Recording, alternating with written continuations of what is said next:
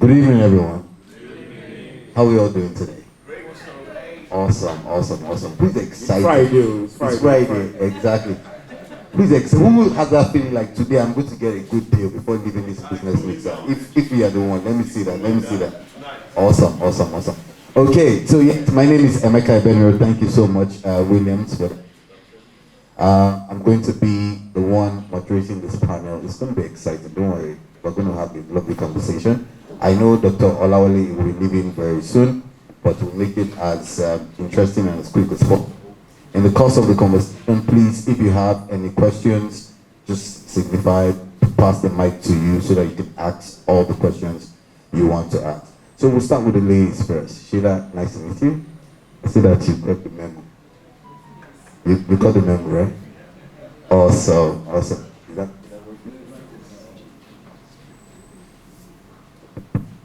this one's working. okay, you got the memo. Awesome. So we'll start with you because I believe people here might not know what LS ETF is all about. For the privilege of those that know, we don't want to assume that everyone does. So please reintroduce yourself and tell us a little bit about LS ETF. Let's start from there. Okay. Good evening, everyone. My name is Sheila Ojei, like has been said so many times. I'm the Director of Strategy, Funding and Stakeholder Management at the Lagos State Employment Trust Fund. The LSETF, as we like to call it for short, is a social impact organization that, just trying to not to read out, you know how you always have that elevator pitch all the time. It creates an enabling environment for job and wealth creation in Lagos State. And basically how we do that is by providing one, affordable financing for nano, micro, small and medium businesses in Lagos State. Two, employability trainings, or what we also call capacity building for young people in Lagos State. And three, what we call access to markets, where we help businesses have, as the name implies, access to markets. In addition to that, through our other program called the Lagos Innovates, we also support startups in the tech ecosystem. And we do that by providing basic infrastructure that they need for the minimum of 3 months all the way to 1 year, maximum of 1 year. Now, in terms of the affordable financing, we are not a bank, we are not a financial institution, so what we are is actually an intervention fund. And because of that, we range from 50,000 naira in terms of loans, which I know is small money for people that are here, and all the way up to 5 million naira. And we do that on single digits. So the minimum, single digits annually. So the minimum interest rate that we have at the moment is for one of our programs called the Leap Tourism Fund, and that's 5% for businesses in the creative and the hospitality sector. And then we then have 9%, 9% for other businesses, right? So if you're in the education, we have the education program. We also have the generic loan that is for everybody, regardless of the sector. And then we also then have the W initiative, which we do in partnership with Access Bank. So that is a nutshell what we do at LSCT. Awesome. Thank you so much. And from sharing what you just did, from just sharing right now, I realize a lot of things have changed because I know from my own experience, how many of us have tried to access this loan in the past and did not get it? It's me, I tried. They did not give me. I don't know what I did to them. Okay, but I know it was Ambody that started it, and it was 5% flat rate at some point. And at the time, they would, after you finish like the first phase, you come to the office at the Keja, you finish that phase, then they send like an auditor to your office to check your books and everything. But the guy never came back with my money. I don't know why. But that's by the way. So I realized that a lot of things have changed. Now, for the benefit of people that are here, what would you say was the reason behind those changes? Because right now you're saying that there is a creative fund that is 5%, and all of us that are here that are not in the creative, our own is 9%. Why? Why are you discriminating us? We're not discriminating. So a lot of times, especially with the loans that are made available, we do them in partnership with other institutions, right? And what happens is before we start up new programs, we do like a survey to know what is out there. Now, I know, so naturally I have a little bit of partiality for the creative sector because, you know, I dabble in the creative once in a while. However, the creative sector is one of the sectors that required some level of intervention. Reason because the creative sector is largely informal, right? So a lot of people are in the creative sector, however, they are not registered businesses. So you have a lot of freelancers, a lot of people in gig work.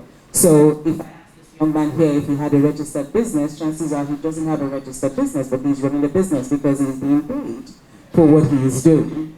So part of the reasons why we have things like the Leap Tourism Fund that is for the creative sector is just that level of intervention that is needed. One, access to capital or access to finance for the creative sector is usually difficult. A lot of times when we go to the commercial banks, they are not able to get, you know, unless you are one of the big time, the big shots who have the collateral to show, a lot of people who are in the creative sector do not have the collateral to be able to start like whatever project or whatever business. So the intervention really is saying, look, how do we help the creative sector to sort of start their different businesses? And then we also know that, first of all, we would love to give grants because largely, most people in the creative sector would say what we want is grants, we don't want loans, right? That's what you would hear a lot. We would love to give grants, however, there's also a level of accountability that comes with having some sort of loan payments, right? And so which is why we're like, look, we don't want to give you the money for free, but at least let there be some level of liability where we assure that you are committed to the growth and the sustainability of your business. Awesome, awesome. I love the way you ended it. You can't blame creatives now. You cannot. Can you blame a creative? No, you can't. So talking about sustainability, which is why we're here. Sir, should I call you Doctor or Mr.? Mr. Doctor. Okay. All right. Ojei. I know you represent Enterprise Development Center. Some of us know it as Lagos Business School. Okay. Are we correct? No, you're not correct. See, you have to be sure. Yes. So please, let's start by what's the difference? Then secondly, I understand that at someone you are in charge of programs of partnership. What are the partnership and programs or structures put in place to ensure that we have less failed businesses, we have less bad loans, because if they don't pay the money back, they cannot give the next person. So, Mr. Dr. Olawale, over to you, sir. All right. Thank you very much, Jamaica, and good evening, everyone. Let me start by saying a big congratulations to the Connect Nigeria team for putting this together. I'm very delighted that there's a full house in here, so please can you put your hands together for Connect Nigeria. So yes, my name is Dr. Olawale Anifowose. Okay. So you can call me doctor because I did 5 years in the management school for it. And yes, I do work at the Enterprise Development Center of the Pan-Atlantic University, but it's popularly called Lagos Business School. Now, the Pan-Atlantic University is like, let's say the mother, right? And then there are 3 units within the university. So there's the Enterprise Development Center that provides support services to small and growing businesses, SMEs, and also to entrepreneurs and startups. And of course, you have the Lagos Business School that offers management programs, the MBAs, and all of that. And then we have the undergraduates. Yes, so there's an undergraduate now at Pan-Atlantic. I think the 2 sets have graduated now, so that's also ongoing.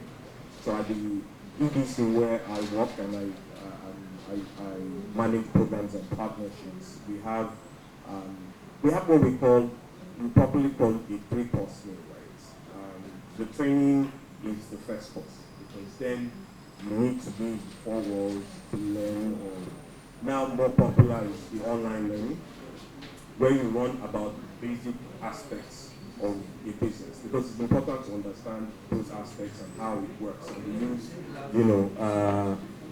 the business model canvas and all of that. And then of course we have the main course, which is the handholding, which is the support services, where we help you to start implementing those things which you have learned in the classroom or online or what have you. And of course, the dessert is where we help you to access funding through the partnerships which we have.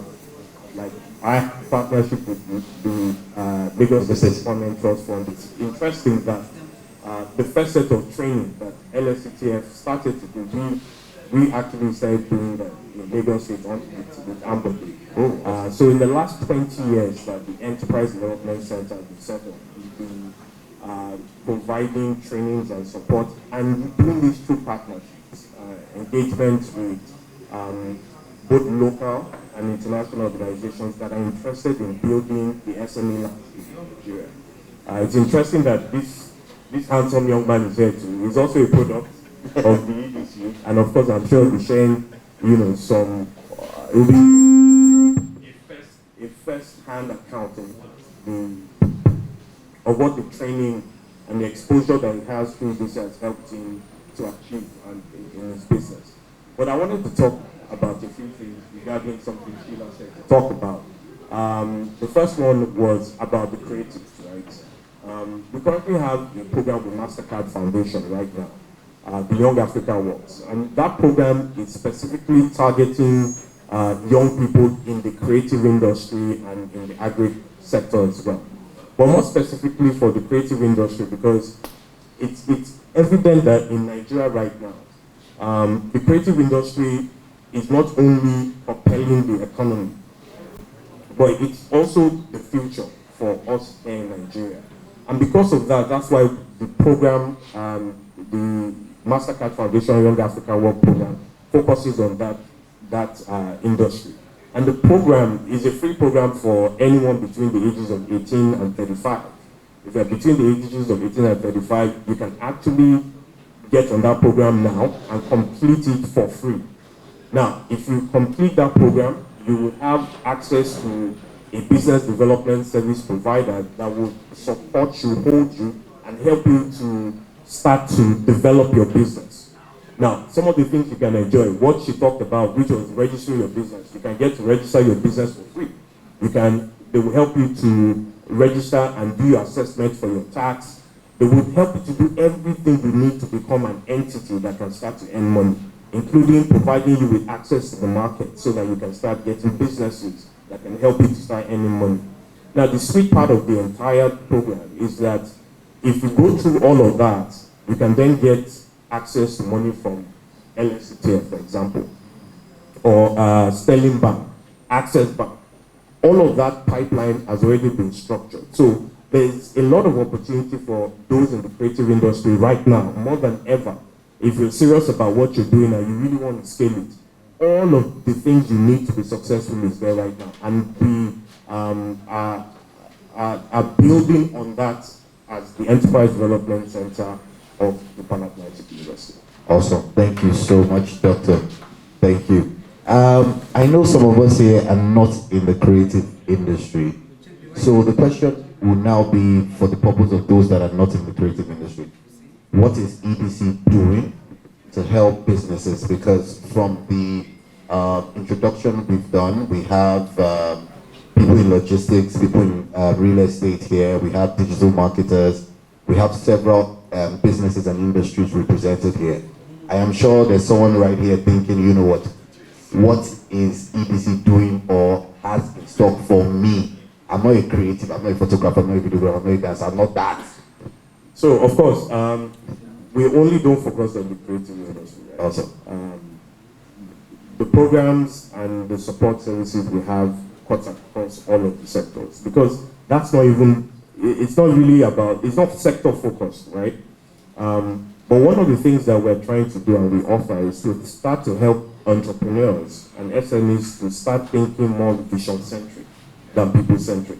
The reason why a lot of businesses are not sustainable or fail before they get to their 5-year mark is because a lot of the businesses are people-centric.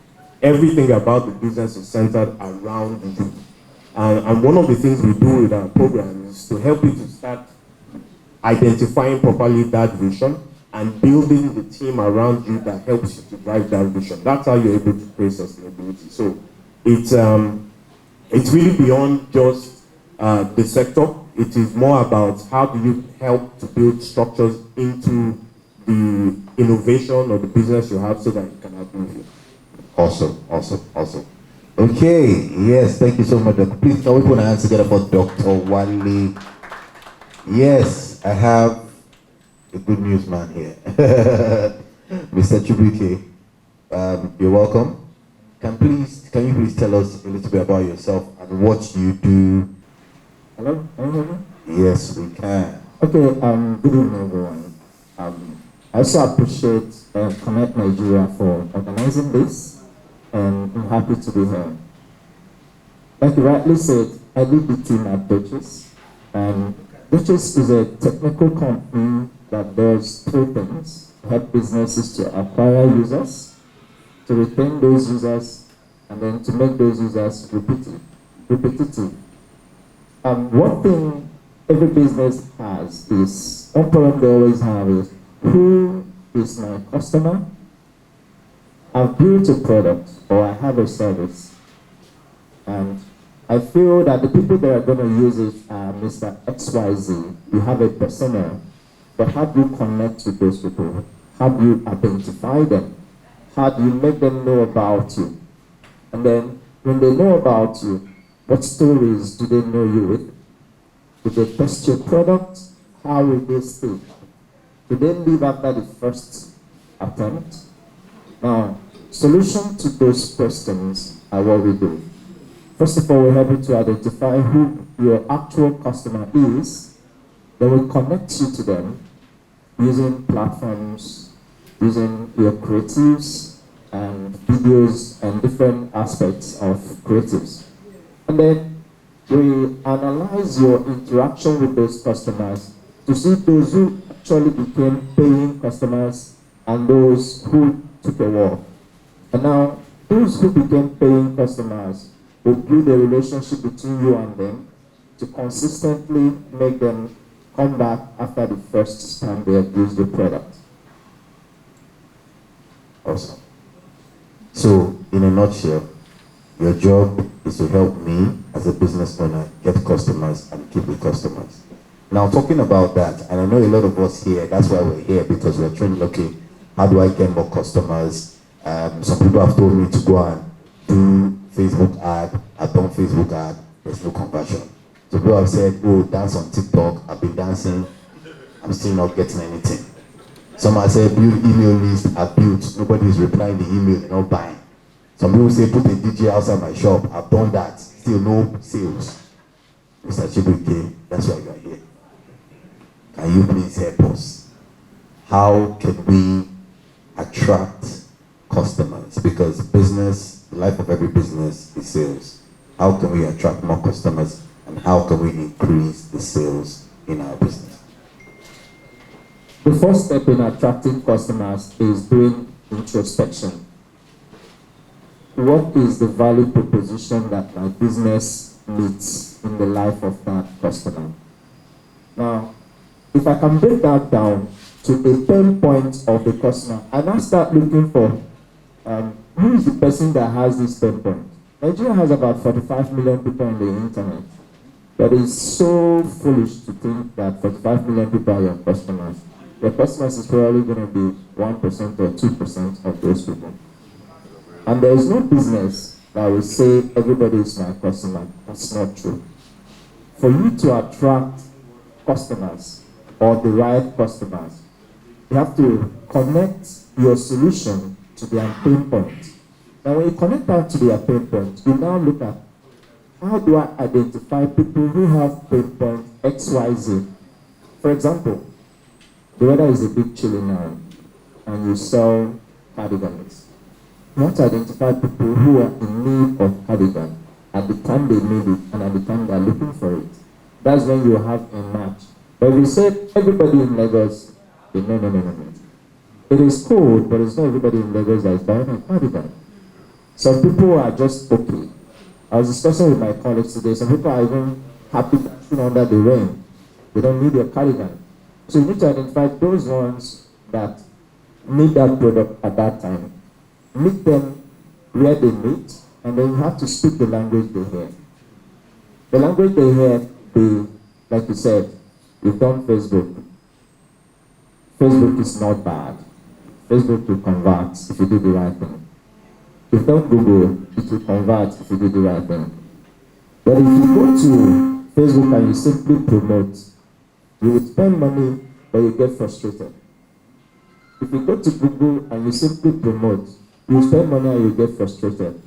But if you do an analytics that uses a machine, which is what we do, to identify human characteristics using data, and then identify who in Facebook, who in Twitter, who in Google, who on website is looking for a cardigan, has talked about cardigan, and using that data, we present our cardigan to them, then you will see conversion. Fantastic. Wow. Please don't put your hands together for Mr. Goodnews, Chibuike. Also, so back to Mr. Olawale quickly. I know that time is up. It's obvious that Mr. Chibuike passed through EDC. So just give us a master class now. One of the biggest challenges I've noticed in this part of the world is a lot of business owners fail to improve on existing knowledge. And we know that new knowledge is what gets us the breakthroughs, what increases our sales. What would you say about that, and how would you help someone listening to us today see the importance of gaining new knowledge and possibly enrolling for one of the programs at EDC? All right, thank you very much. One of the things that is very popular, I'm sure many people have heard this before, the day you stop learning is really, honestly, with that. Especially as a business owner in Nigeria. The business environment in Nigeria is extremely unique. It means that as you are growing your business, you must constantly learn about the environment at the same time. When the pandemic hit, I hope you guys know that so many businesses actually completely failed. Yeah. Now, those businesses that failed, a good number of them started waking up again when the business owners realized that they had to learn or unlearn some of the things which they were practicing in their businesses. Some of them completely even started new businesses. Some of the businesses even then tripled their revenue and scaled beyond Nigeria, beyond the borders of Nigeria. And all of this was possible because people understood that they needed to open their minds to new things, to new ways of doing things, new ways in which they were going to increase their revenue, new ways through which they were going to use their human resources, new ways through which they were going to not spend money. So what I'll be saying, and the one thing I'll be saying to everyone today, is that if you look around you, most of the businesses which you are looking at and you are thinking you want to be like, were able to get there because they were learning, and learning never stops. I'm here today, I'm part of so many businesses, and a lot of the businesses I'm part of them because I also want to learn. My work is helping businesses to grow. I can't help businesses to grow if I'm not learning about how businesses are failing. So it's important that as a business owner in Nigeria, you must learn. And that's what the Enterprise Development Center is there for, to help you learn the right way that will help you to be successful. Awesome, awesome. Thank you so much, Dr. Wale. Yes, back to you, Sheila. It's interesting that for you, at your team, you teach and you give money at the same time. How do you do that? So we are learning at the same time, and at the end of the learning process, we have access to funding.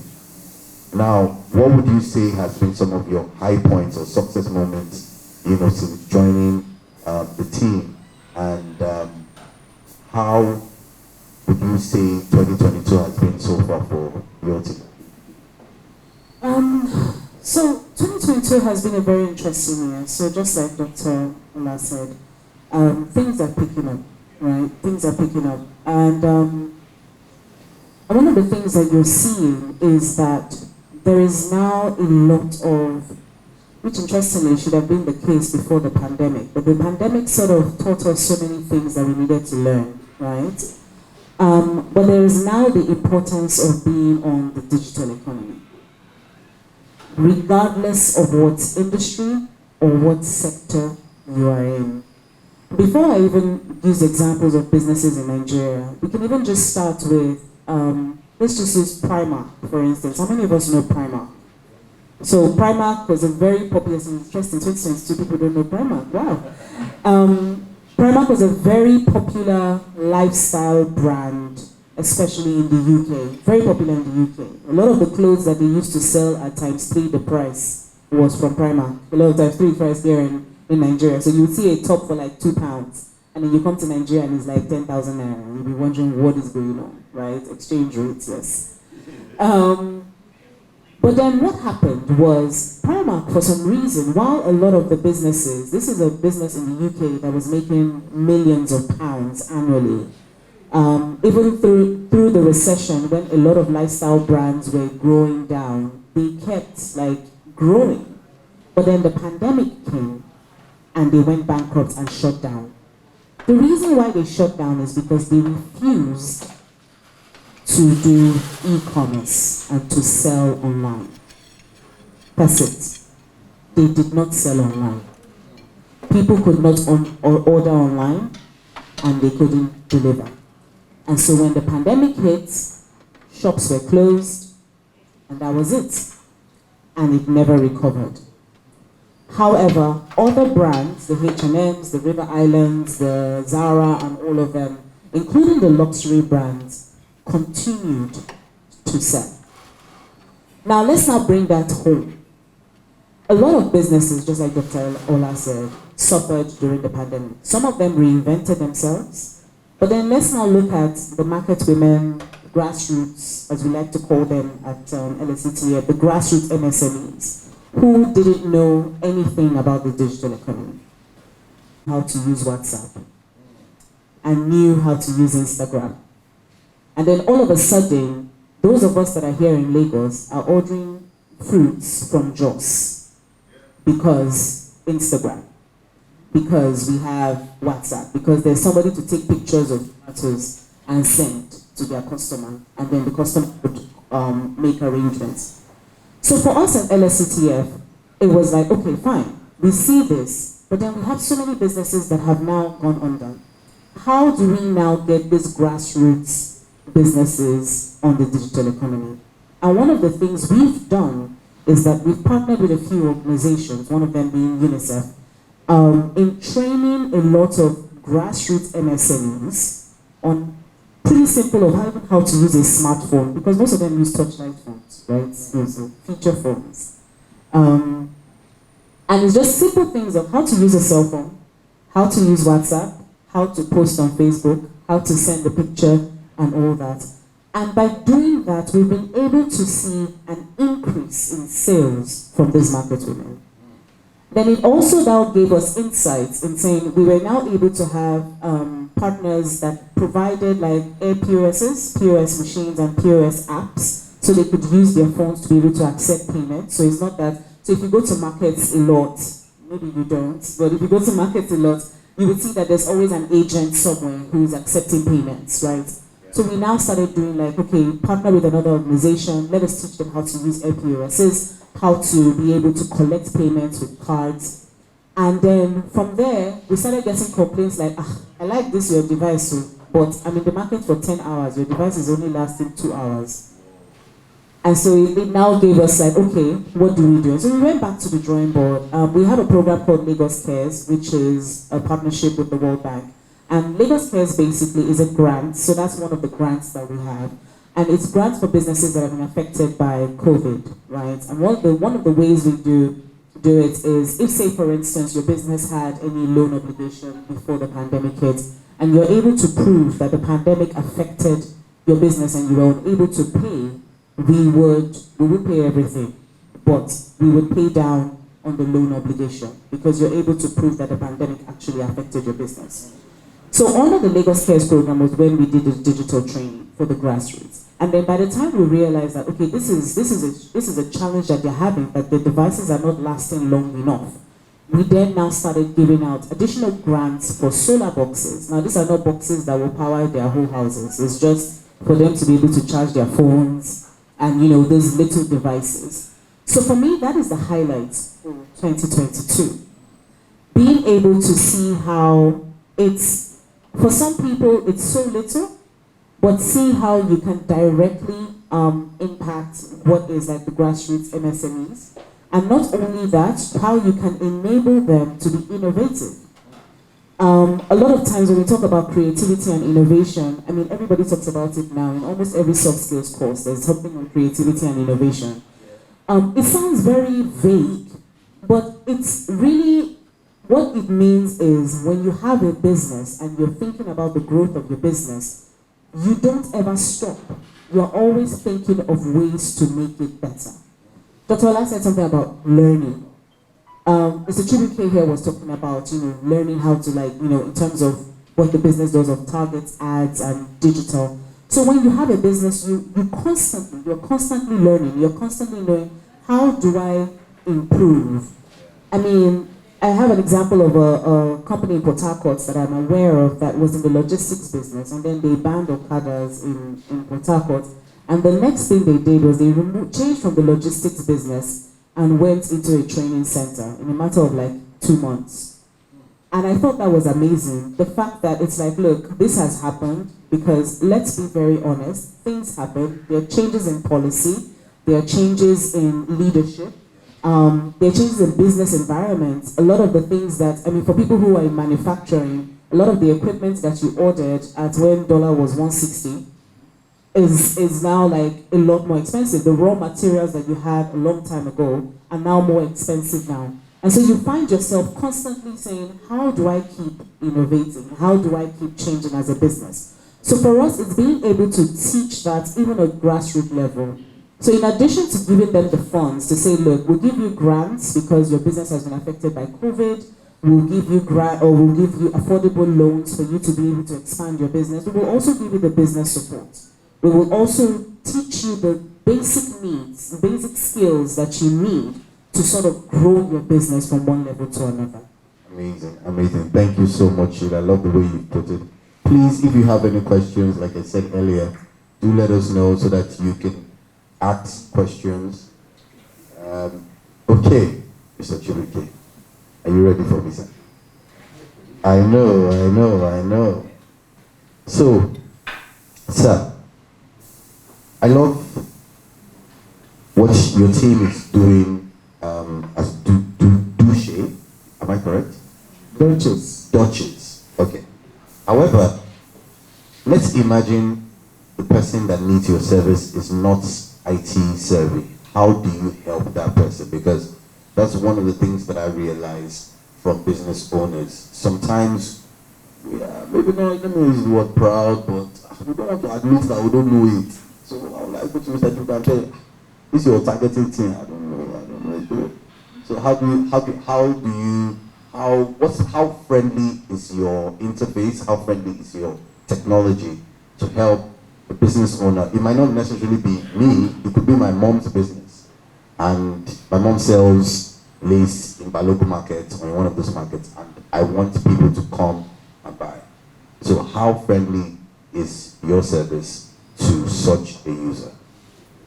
Okay, like she said, one of the things they did was getting these micro people to adopt simple basic technologies like WhatsApp, smartphones. Now there are few premises upon which our service can work. One is, some say you need to have a website. It's not always true. You just need a WhatsApp enabled line. Now, if you have a line that is on a smartphone, you don't necessarily need to set up your advertising or campaign. We could do that for you, and you don't need to have a website. Just have a WhatsApp line. We develop a linkage between the people that are seeing that your advert and your WhatsApp. We call that click to WhatsApp. So when somebody clicks on that your your image or via your advert, it initiates a WhatsApp conversation. As the person just clicks, it just says hello. Now you know that that's a lead, direct lead. That's also an intent. From there you can reply the person with what you do. So you don't necessarily need to be technically inclined or advanced in technology for you to use it. But you just need to have basic thing, which is a smartphone and ability to respond. I'll give an example of one of the campaigns we did for a business. Now, she sells supplements. And one of her problems was people were not making orders. Now, we did click to WhatsApp. So on a daily basis, she was getting like 100, like 150 conversations. So, how are you guys doing this? Because, and all those people are asking her, what is the price of this? How do I get this? Well, I saw this, I want more. And it was mind-blowing. Before, she had thought that if I want to go advertise on Google, I need to have a website where they will go. If I want to go to Facebook, I need to have a website. So no. They put that thing to the simplest person. Now, we've seen very micro people achieve successes, only the fact that they can implement those things. And setting it up, you probably don't need to do it yourself. Once we understand what you want, you have a team that will put it together for you. So all you need to do is just see the results. Awesome. Thank you. Mr. Wale, I know you're about to leave. One final word. I won't ask you a question. One final word just from you before you take your leave. All right. Sorry, I have to leave. But I mean, if I were to say one final word, it would really be that as I believe that for everyone that's attending this, it's because they want to learn, right? And they want to better themselves. The one thing I would be saying is that there's an opportunity for you right here in Nigeria, because I know the new thing now is everybody is Japan. Okay, me too, I want to Japan. Don't let me know. I'm actually kidding. I mean, definitely there's nowhere you will find the kind of opportunities we have here in Nigeria. There's nowhere. That's the truth. It might sound crazy, but I don't think there's any way you can really walk on the streets and really feel like this is my own place, right? Especially at the age, once you pass a certain age, it becomes even more difficult for you. But I think we're moving into a new phase in Nigeria. You really can't also compare Nigeria with many other countries, because that's the mistake many people make. They try to look at Nigeria and compare it, but no, Nigeria is different. Just like the business environment in itself is different. So the one thing I would say is that if you are ready to be here, if you're ready to develop yourself and make progress, I would leave my email, my website, and all of my details. If you contact me, I would be very happy to make a difference in your life and your business. Awesome. Please put your hands together for Dr. Wale. 1 minute before he leaves, I need to do a validation. You know, I'm a product of EDC, and it's one of the turning points in my business. In the early days, when it was looking like a one-man show, then but EDC gives you this thing to say, hey, step out of your business, look at it from an outside perspective, and then have another thought on how that business should be run. In terms of the structure, financing, governance, policies. No matter how small your business is, you need to have those rules and regulations, you need to have policies, you need to have guides. We don't say it's very small. PDC is a place that molds you to do that. And they give you the impression that, look, you can run a global business from Nigeria. And I really appreciate what they're doing there. Awesome. Thank you so much. Thank you so much, Mr. Wale. Please, once again, can we put our hands together for Mr. Wale? Thank you so much.